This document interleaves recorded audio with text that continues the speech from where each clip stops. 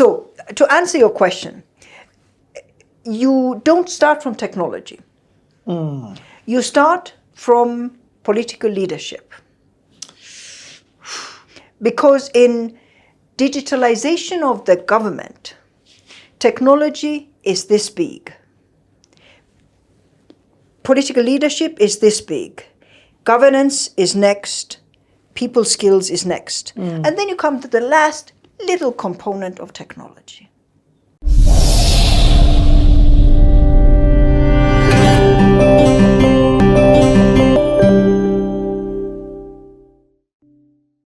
CTA with Honorable Kadri, video 9.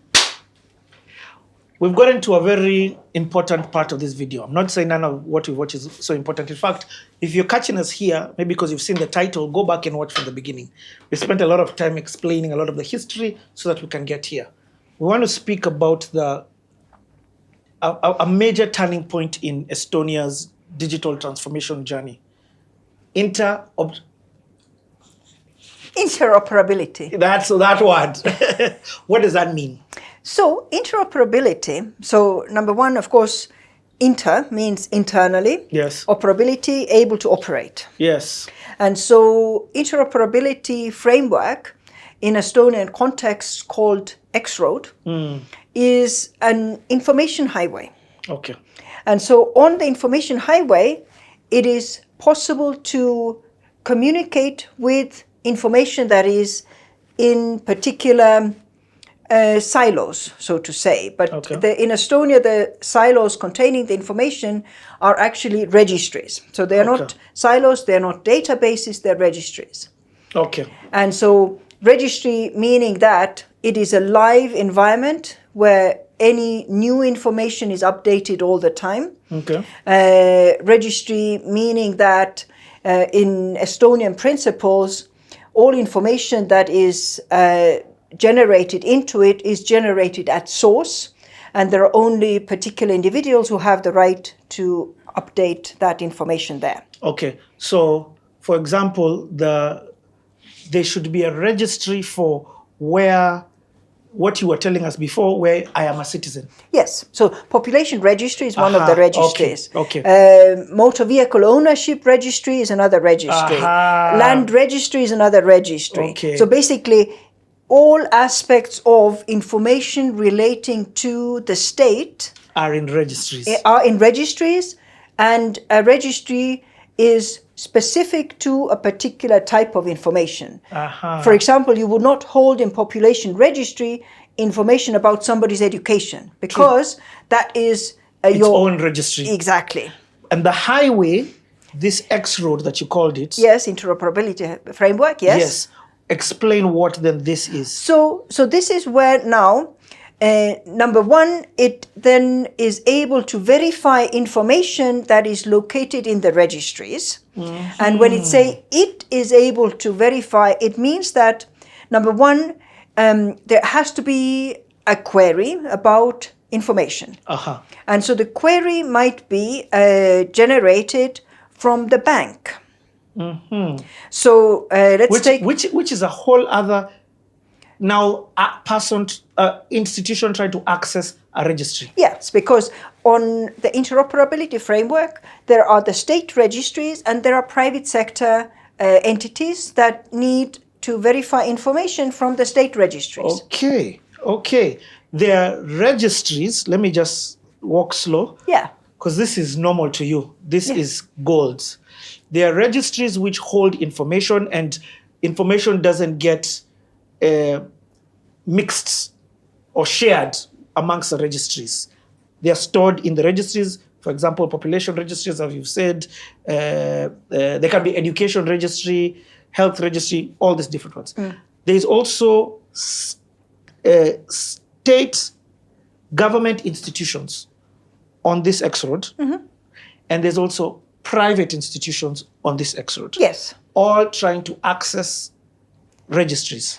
Verify information from registries. Verify or not access? Not access. Okay. Because there is no information that travels from the registry. It only, for example, the bank. So let me walk you through, a common query. So, number one, let's say you want to open a bank account. Okay, you show up to the bank and you say, my name is Richard Zhao. And you give them your personal identification number. And based on the personal identification number, the bank clerk, having logged into the system with the secure identity of the chip-enabled ID card, acting in the role of bank clerk, not in the role of private citizen, acting in the role of bank clerk, enters your personal identification code. The system verifies, yes, this personal identification code is a valid personal identification code. And this is his name, yes. This is his name, this is what he looks like, this is his signature. And so all that is verified from the population registry. Then you say that I want to take a loan for purchasing an apartment.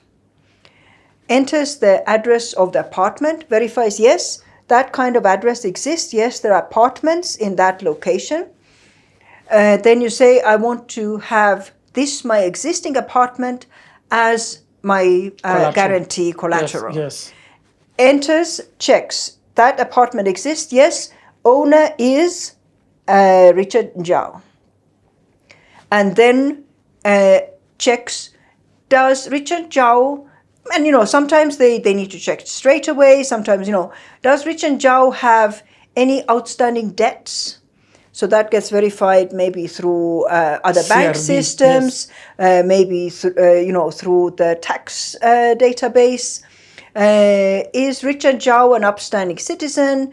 Does Richard have any criminal history? Police registry. Police registry. So all that because she has the right, and you having walked in there to say, I want to take a loan, you have by that statement authorized her to check those things about you. It is clicking that tick on the box on the bottom. Yes. Yeah. So the asking is saying, because I am asking, I am also saying you have permission to access this data about me. Yeah, so in principle, you would have ticked that box on a form or whatever it is, but I've just simplified the process. And so none of that data that she has checked stays with the bank. Simply the fact that, yes, that is correct, that is correct, that is correct, stays in the bank records, but the bank does not pull any of your information from its registry location to the bank. Anytime the bank needs to verify it again, it simply verifies again if it needs to do that. Okay, let's take this slowly. Number one, institutions putting up this data, it means that must have been the first stage of making this information data digital. Creating the registries. Creating the registries, that's the word. Yes. So, and how is it that in order for this system to be accessed all at once, the registries have to be a standard type? Because I can create my registry on my own, you can create your registry on your own, and it doesn't work with the X route. All right, so while registries, yes, there are some standard requirements about registries, but not all registries must be operating on, let's say, not all registries must be operating on Microsoft. There might be some Oracle, there might be some SAP and whatnot.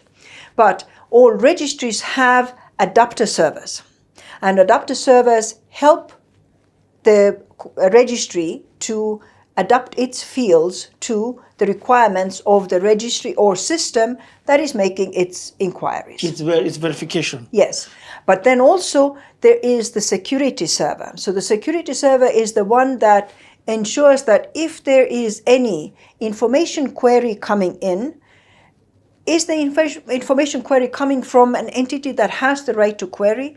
2, is the security of that query meeting the standards required? 3, if it is authorized, what is it able to do? So the security server also then is the one that stops any non-human Hackers, yes, basically anybody who has no authority to access the data, the security server also stops that. Okay, these servers then have to be of a standardized size.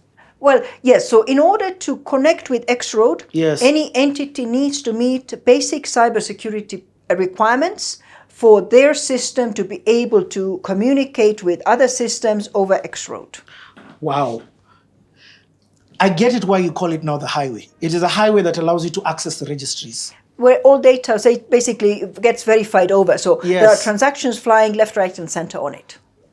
But now, is there an education from the government about we have an X-road that we're building and it is excellent for you to tap into this by connecting first and foremost, building registries, then secondly, getting the adaptability and the security for you to then access into the registry. So, of course, the registries, because these are government systems, because you see, so in Estonia, all data about you is stored in the government registries, so the government but started. it belongs to you as the human being.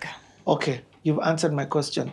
This was started by the government because they have it. Yes. They have All these different information yes, in different registries. like Yes. my birth certificate, the government has it. Well, yeah. Oh, so in Estonian context, there is the data about your birth, not necessarily your birth certificate. Okay, no, we're going to talk about this one. We're coming to talk about that one in a bit. In fact, that's going to be our first example. But I'm understanding the government played the role, because I'm trying to figure out why is this system so effective and why is there accessibility to the registries? But it's hit me. The government is the one who started by building the main registries, the most important ones, of course. Correct. And you see, furthermore, this is where I understand all government ministries in some way or form like to own their silos. And they like to own their data and they like to say it is mine. However, it is very expensive to duplicate data. It is also very expensive to have errors in that data. And so for this reason, it was possible in Estonia for the government to adequately communicate, number one, the threat that so this is where the difference between registry and database comes in. Registry is alive, database is accurate as of, let's say, 5th of March 2025. Tomorrow it's not. Tomorrow it's not. And so, because it's not live. it's not live. A database is, you always have a database as of. And that means that anything else that happens after that date, you no longer have. That's one. Number two, because in Estonia, I own my data. I'm the one who needs to make sure that my names are correct, my date of birth is correct, all of this. I'm the one who's responsible for that. And it is always stored in one location. There's only what is called the single source of truth. Wow. There is only one place where my name, my date of birth, my gender, my facial picture, my signature is stored. And it's only in that place that it can be considered correct. If it is found anywhere else, It is not correct because they will have duplicated it. They could have made some errors in it. Like my name has a hyphen in the middle, and sometimes it has a hyphen, sometimes it doesn't. You know, like one of the things I absolutely loved was when I got my first driving license in Kenya. So I had written my name, Kadri Humal-Ayal. And probably somebody who had copied that name,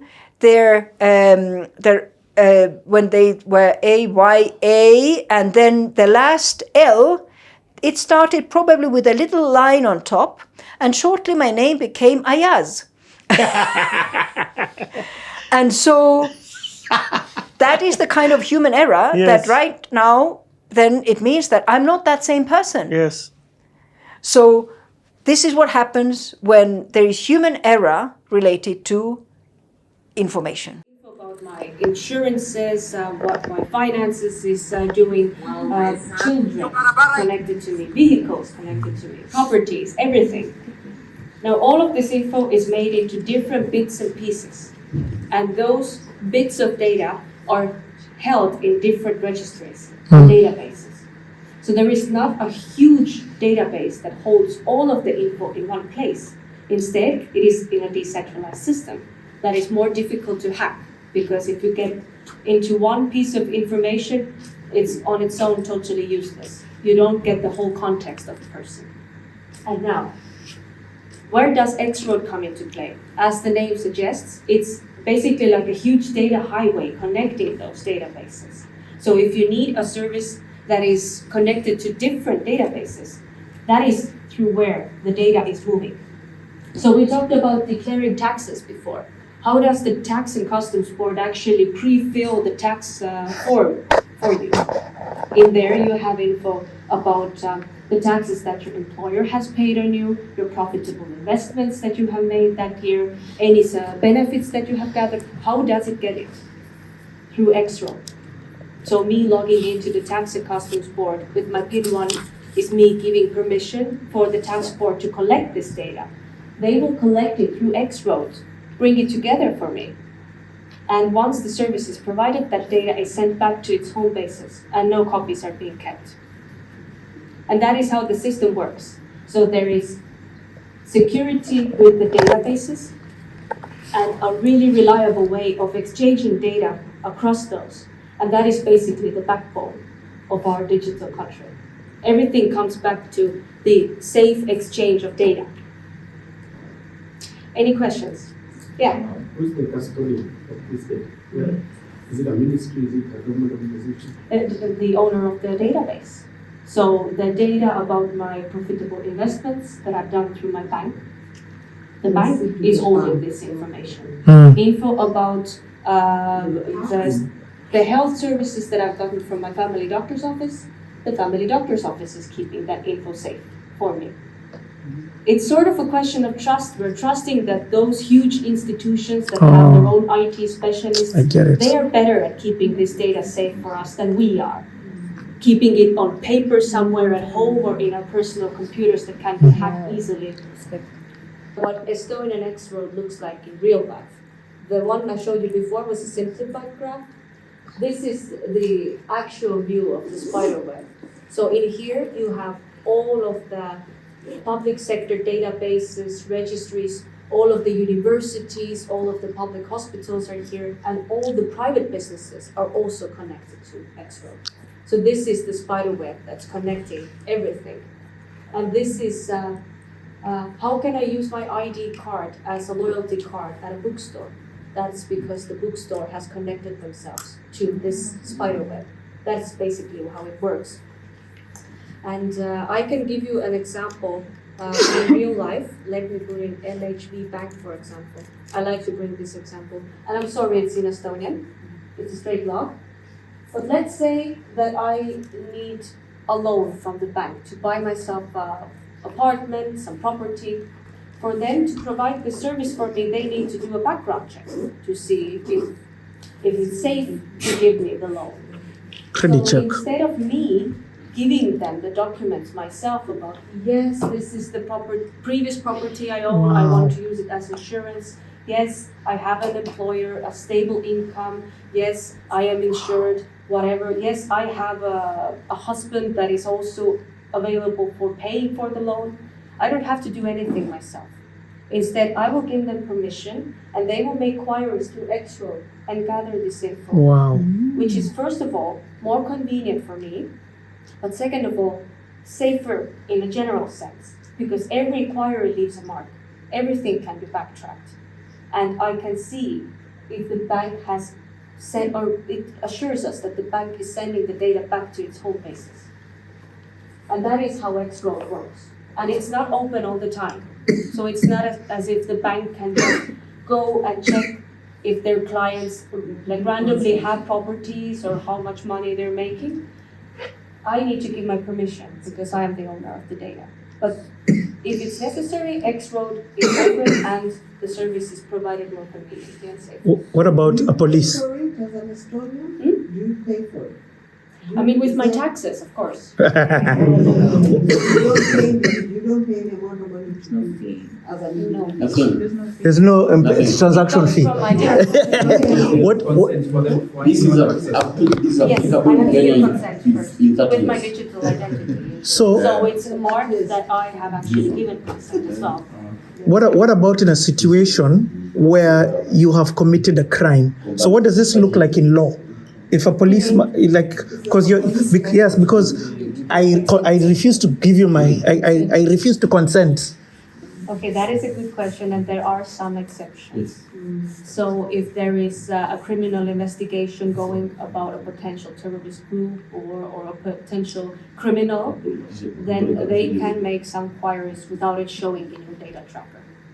But it's also monitored from the inside. So our police and border guard has a special department for inside monitoring, that their workers wouldn't use this power unwisely. Oh. Okay. So the single source of truth, and I'm going to come into security because that's a whole other conversation. But I'm just trying to understand how this whole system works, and you're really painting it well. There are registries, there are institutions that then want, and there's an X road. Yes. So these institutions verify the query that they've prompted depending on the registry, and the registry is like, yes, it is her, it is her, it is her. She doesn't have this. No, she has this. You get what I mean? Yes. But it is not a movement of data from here to here. No. And because it was starting at this point, the government is the one who, for example, started the single source of truth. But the data is you. Okay, let's give context. So your son was born Yes. in Estonia. Yes. What happens in that situation? Okay. So, Or is he unique? well, let's talk Because about there's no the general. registry. Let's Yes. talk of the general Yes. example of a baby born in Estonia. Yes. So, so in Estonia, number one, every human being from the physical environment is identified by a unique identifier in the government system. So a unique identifier is a 14-digit code. Okay. And so it means that for every physical human being, there is one single unique identifier. And this is not your ID number. You see, ID number is a document number. Your unique identifier is the unique identifier associated with you as a human being. It's your serial code. It's your serial number. Yes, your serial number. Let's Yes. call it that way. Yes, Yeah. And so, When you're created, the first thing that is created is your serial number. yes. Okay. And so, so that is how Estonia knows every human being who is found on Estonian land. And is there a method to the number? Is there a madness to the number? Is there a Yes. formula to the number? There is a formula to the number. So the first digit indicates whether you are male or female and whether you were born in which century, basically. Okay. So, like for example, my first digit is 4. 4 signifies I'm a female born in the 20th century. And so it goes, 1, 2, 3, 4. So 1, 2 is anybody born in the 19th century. 1, 2, 3, 4 is everybody born in 20th century. 5, 6 is everybody born in this century. Okay. Okay, so that's number one. The next 4 digits are the year, the month, and the date you're born, the year being abbreviated to 2 digits. Okay. And then the final 4 digits are, it used to be that one of them was the town you were born in, and the other 3 are simply basically what number baby were you born that day. And so that's it. That's what it consists of. Wow. What number baby were you born that day? So that means the understanding of census is constant. Yes, you always know the human beings, but you see, you always know how many human beings are having an Estonian identity, but some of them might be living outside the country, like me. Yes. So census determines how many are living in Estonia at any given time. Okay. And if 2 Estonians have this baby outside Estonia. So they are obliged to notify the government Okay. to say, this unique identifier had a new baby. This is a birth record from the hospital wherever I they get were what you born, mean. and then that gets legalized first in the country where the baby was born, gets legalized in Estonian Ministry of Foreign Affairs, and then is entered into the records of Estonian population.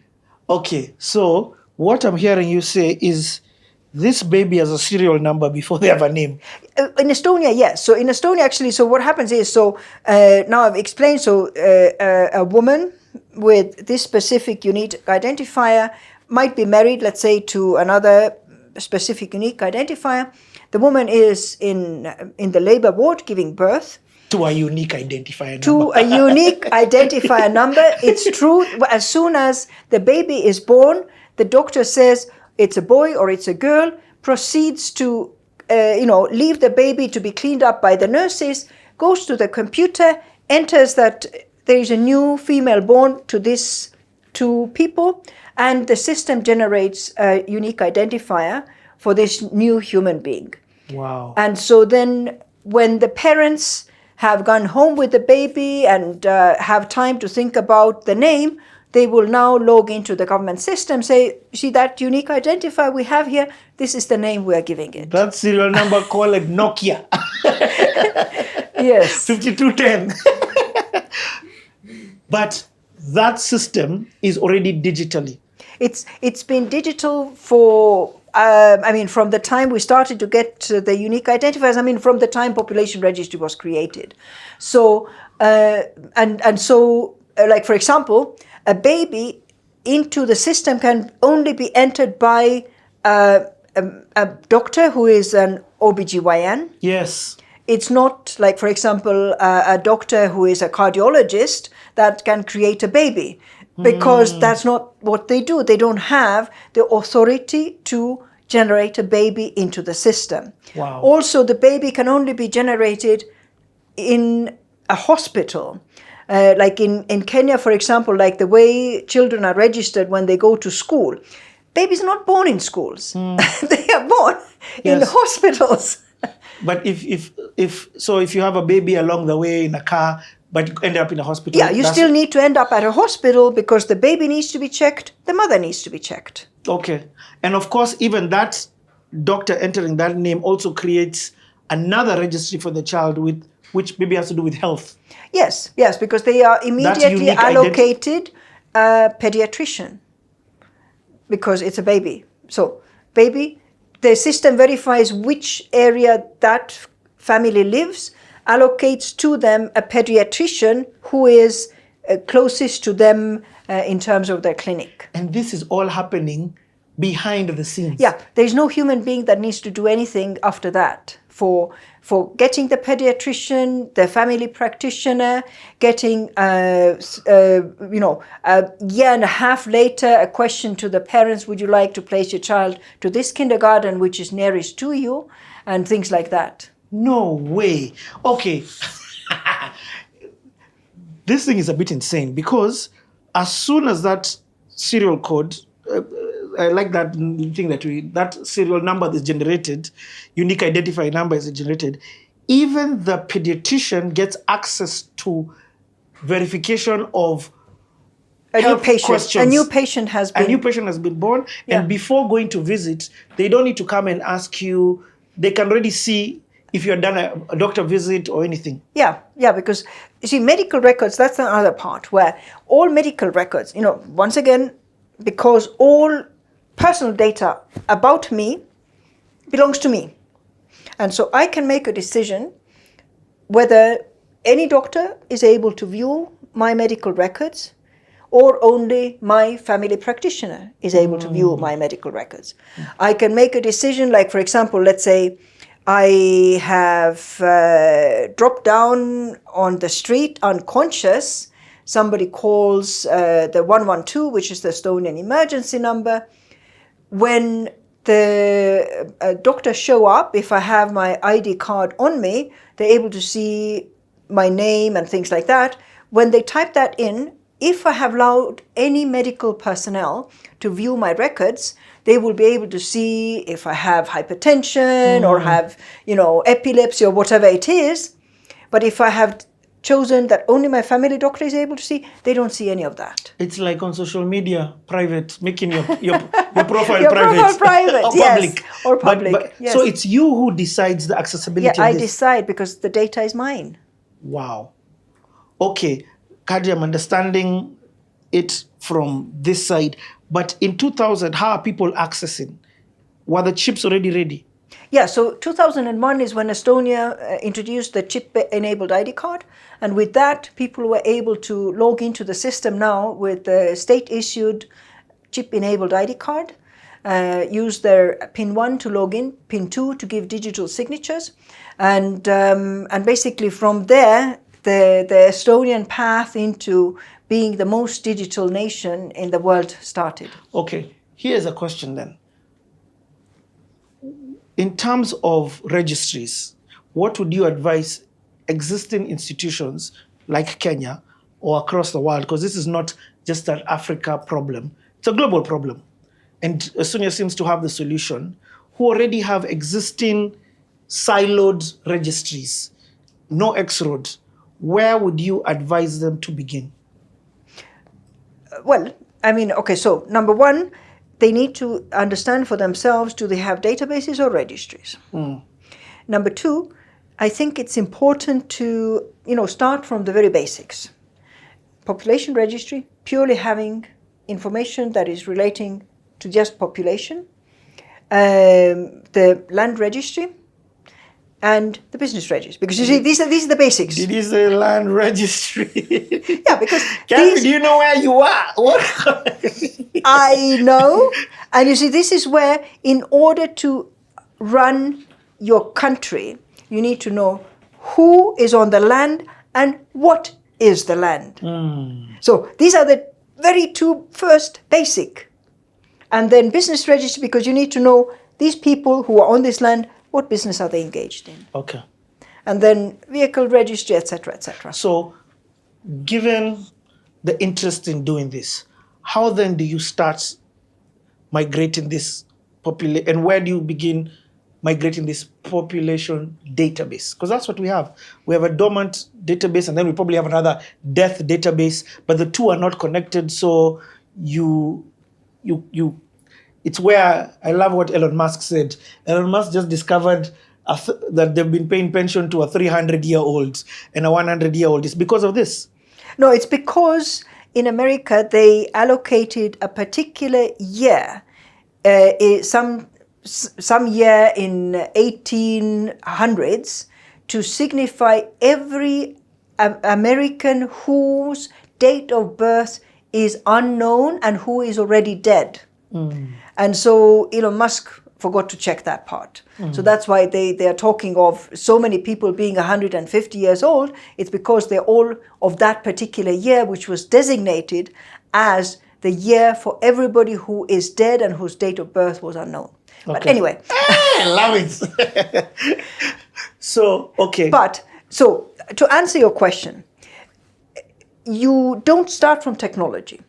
You start from political leadership.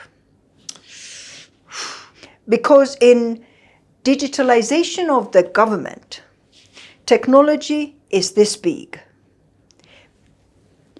Political leadership is this big. Governance is next. People skills is next. And then you come to the last little component of technology. So what does that mean on the ground? And I'm also trying to figure out, even if, let's say, the government doesn't start, are there ways in which businesses can start? Because one of the things that I truly believe is when the private sector begins employing and using this infrastructure and thinking and technology, it therefore forces and pushes the government, even if they're difficult to adapt and change bureaucracy, the scale at which they need to do it, it then makes them enter and adapt because majority are doing it. Perfect example is MPESA. Government wasn't the first with MPESA, but jumped on laggards and now are using it because everybody else was using it. Okay, but you see, the issue is there is things that are in the power of the private sector, which is private business, and MPESA is private business. There are things that are the government who needs to do. And so I would say that the conversation needs to be around what are the benefits of digital governance or e-governance, and what are the challenges that it brings. So the benefits of e-governance or digital governance is accountability, transparency, traceability. The problems it brings is accountability, transparency. Precisely. I get it. So it starts with leadership. I know. I'm not blind to the fact that the reason I'm doing a leadership series throughout the whole of this year is because, and every single time I speak to people, it comes down to integrity. This is not a technology conversation we're having. No. It is not a technology conversation we're having. This is a integrity conversation we're having. Because this technology brings about transparency, accountability, traceability. Ooh, traceability is just like, you are interested in me. Okay. I still want to have, you have simply explained this is not a difficult thing. This has nothing to do with the finances that Estonia didn't have. Because when we hear Estonia's story, Estonia did this because it was broke. Yes. In fact, let's say that. Yes. The whole reason Estonia did this is because it was broke. Correct. So this is the perfect thing to do if you're broke. Correct. This is simply, and Estonia did this also, let me say, because it had the right leadership. That's also correct. Okay. Let's take a break. We're coming back. 3, 2, 1, let's go. I'm even going to lie to you, I cannot match the energy of the director behind I am the reason as to why we are shooting this at 11:06. Is it like what? Midnight? It feels like 11:06, bro. Man. But there's a lesson in every single day that we've had here. First and foremost, let me just say, all work and no play makes Richie a dull boy. And today I've had such an amazing, amazing day. I am tired, I am beat. I rode Huskies and I've come here, done a meeting, and straight from the meeting to here. And my word is this: commitment. And I want to thank my brothers because we made a commitment every single day that we have to do this without fail. That's true. Whether your voice cracks or not. That is it. I want to say that the reason as to why I came late is because of collaboration. Because people have been watching these videos and connecting me with people in Estonia, and therefore I've been having meetings. So after the crazy fun day that we've had, the collaborations through people connected me to somebody, and hence why I spent that time coming here late. A big shout out to you. I'm tired, I'm not even going to lie. Nice. But commitment, collaboration, consistency. Yeah. That's what it is. Can we now? And also confusion in the mic. Pass the spoon. I don't know. I was the one who was asleep. These guys woke me up. In fact, I sent a text summarizing commitment is commitment. None of us are making it.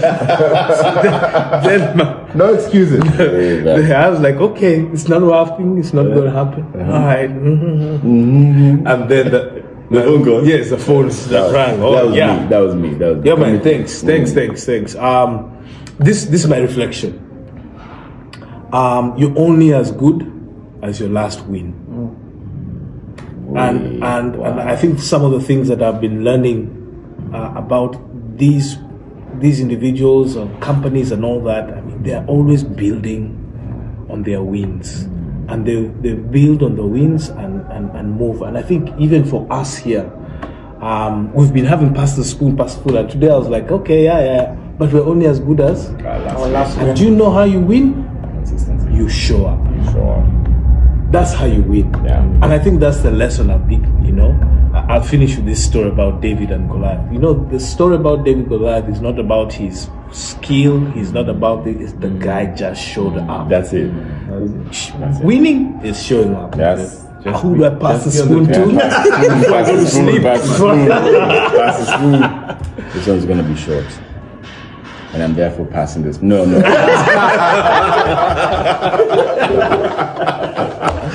Okay, so today we went on a tourism visity type situation. Yeah. So, as you said, some guys rode jet skis. Not jet skis, what they call it? They rode snowmobiles. Yeah. Others rode snowmobiles. Border. The border guys. On snow. And the guys of the doggies. And yes. The tuguis. We liked, all of us felt like husky guys. But the thing I realized is, even as we were meeting all these folks, in the tech companies and other businesses and whatnot, there was a sense for me that community, and I thought this was special, that community was uncompromising about what it is they wanted to build. Like these guys have said, we're going to build big companies that change people's lives globally. They never think locally. Estonia is like a small town in many countries, and they don't think about their country as the goal. They think about the world as the goal. So I thought that's what just happens in the tech space.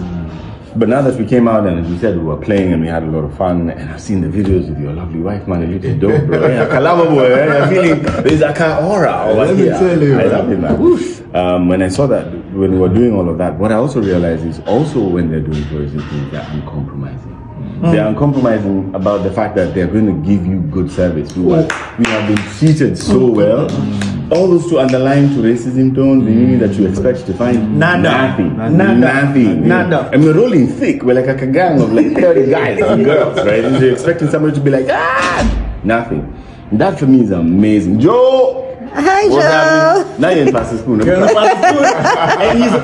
Joe, everybody. Big up to Joe, man. He's the reason as to why we are here. Yes, he works for the Estonian government, so all of you know, and his son brought us out. Now you're in Pastor Spoon. And he's flying out at 7 a.m. today in the morning now. So you're gonna get Pastor Spoon. But this uncompromising energy that these guys have shown us of service delivery and just being kind and just being consistent has said something to me about just the way culture is defined. It's not about the profession you're in, so that you're great at work but rubbish at home, or you're good in the office but bad in tourism or whatever. These guys, they're just consistently uncompromising. So in everything that we're doing, whatever you are in the office, be that person at home. Whatever you are in church, be that person on the streets. Whatever it is you are in one part of the world or with one person, be the same thing with other people. Because when you're uncompromising, you really serve the people you want to serve, and you always benefit from it. And so for me, the message today was be uncompromising. Pastor Spoon. Hand it to Joe. Joe, say something. What am I supposed to do? Just one thing. Every evening we just come and what has impacted you this evening? Yeah. And so for you just take 1 minute, throw it down. Throughout the whole time, especially because you're leaving tomorrow. Yeah. Let me tell you what has impacted me for the last 3 years first. 3 years In Estonia. Working for the Estonian government. Right. It's what you guys have learned in 1 week. It has taken me 3 years. What you've learned in 1 week. Now imagine the amount of information in my head that you guys are passing on to everyone else. That for me is important. It's mind blowing. Just to shout out to Pastor Spoon, what you've done, we've tried to do for the last 3 years. Just reach to Kenyans, reach to people out in the world, because your audience is not only in Kenya, it's all over the world. But for me, what is important is this week, is that you guys have come in, you've seen what I talk about when I'm in Nairobi, and now you've experienced it. It's no lie. The biggest words I've had, collaboration. That's one there. That's it. This man doesn't know how to talk fast. So still struggling. Yeah. He's in. You know? He's a good man. He's a good man. Yeah. Digital twin. That was fire. That was fire. And there's another guy who was eating omena last night. I've been taking these words. These videos are in the office now. Guys are like, what the fuck? So, guys, for me, the most impactful thing this week is that you got to learn, you got to experience, Thank you. you got to talk about it, and you'll continue talking about it. And that's what Estonia wants. Just talk about what it is. Take what you can. Don't go and replicate. Recreate. Oh. Pass the spoon. Let me go to bed now. Pass the spoon. Pass the spoon. Thank you, everyone. Travel safe. We're not traveling. Oh no, we're going to So, I'll see you in Nairobi. You will. Where now we shall recreate what we've learned and make it even better for our country, because we can be better than these guys. Yeah. Pass the spoon. Pass the spoon. Pass the spoon. Cheers, guys. That's so good. I just want to be clear. That was also serendipitous. We never planned it. You saw him walk through the door, but the man has worked. Don't replicate. Recreate. That's a T-shirt, man. Yeah. So that's why God would have had us shoot at this time. Yeah. Ooh. Travel safe, Joe. See you, man. Cheers, man. Take it home, pass. Now, Pressure.